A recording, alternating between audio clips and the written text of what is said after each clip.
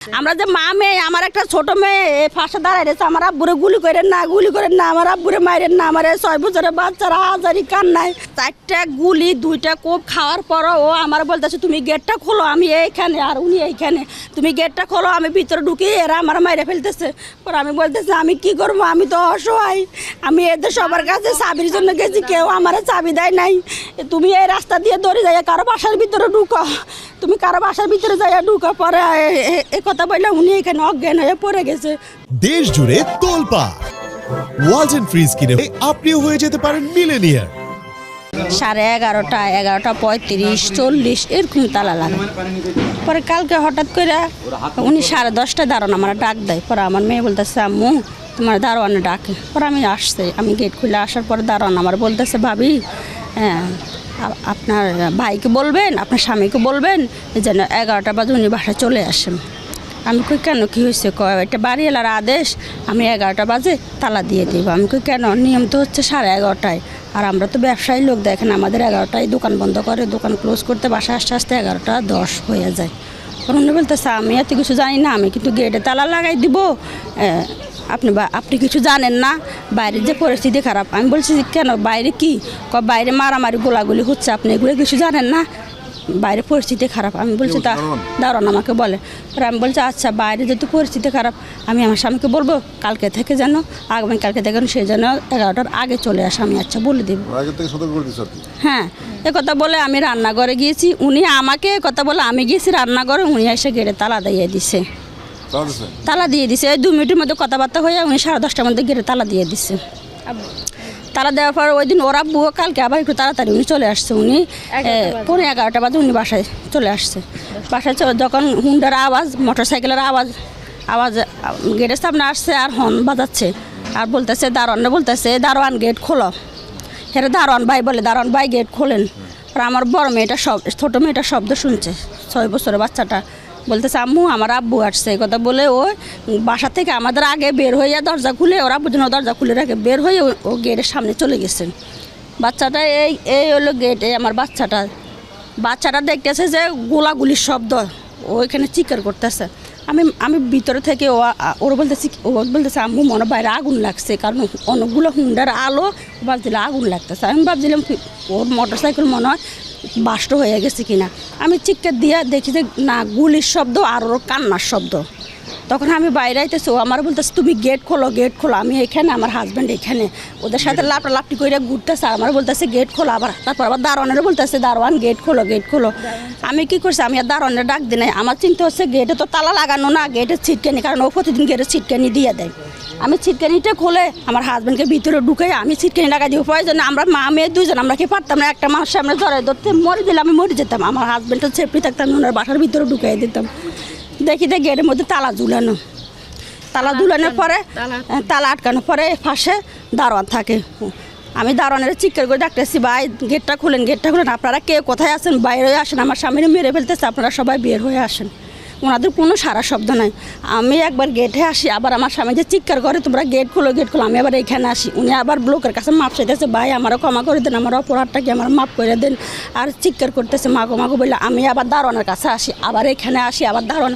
পর আমি দারোয়ানে কী করছে, হে ভিতরে ছিটকানি দিয়ে বউ বাচ্চা নিয়ে বসে আছে।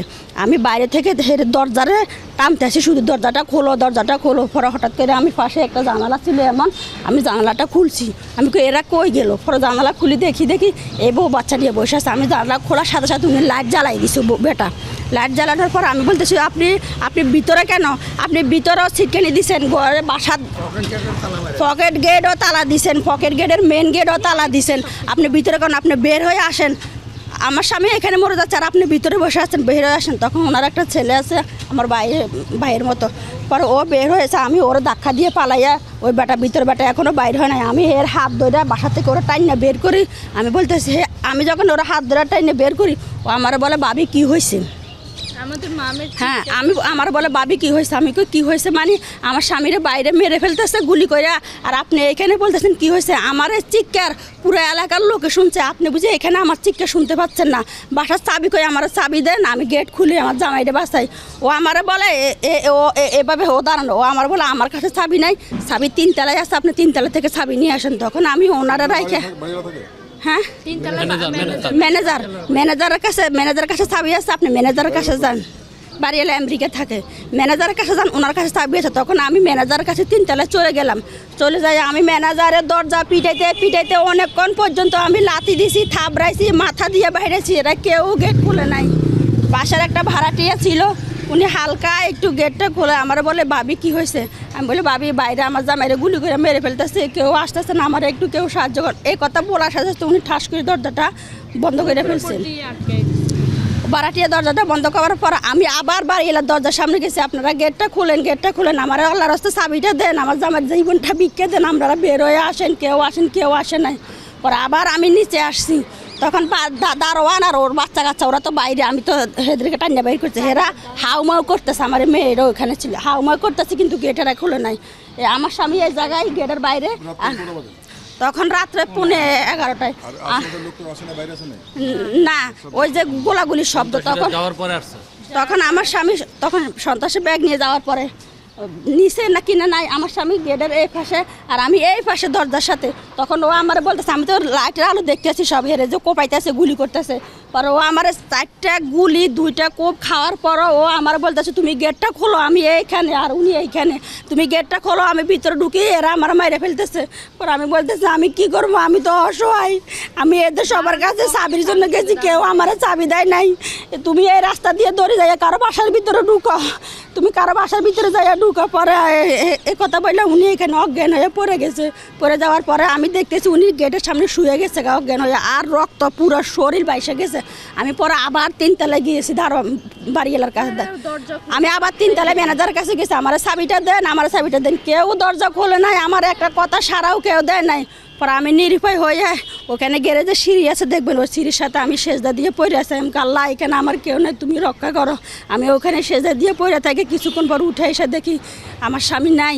কে জানি গেট খুলছে, ওনারা হাসপাতালে নিয়ে আসার পর আমার মেয়ে ছিল, আমার দারোয়ান পকেট থেকে চাবি বের করে পরে তালা খুলছে। পরে আমার মেয়ে দারোয়ানের এক চটকনা দিছে যে, তুই এখন শুয়োর বাচ্চা, তুই এখন কেন গেট খুলোস, তোর কাছে না চাবি নেই? আমরা যে মা মেয়ে, আমার একটা ছোট মেয়ে ফাঁসে দাঁড়ায় রয়েছে, আমার আব্বুরে গুলি করেন না, আমার আব্বুরে মাইরেন না, আমার 6 বছরের বাচ্চারা হাজারি কান নাই, তুই কি শুনুস নাই? তুই এখন চাবি কোত্থেকে বের করস? যখন পুলিশ আসছে তখন ও পকেট থেকে চাবি বের করে, তালা ছিল দারোয়ান বাসায়।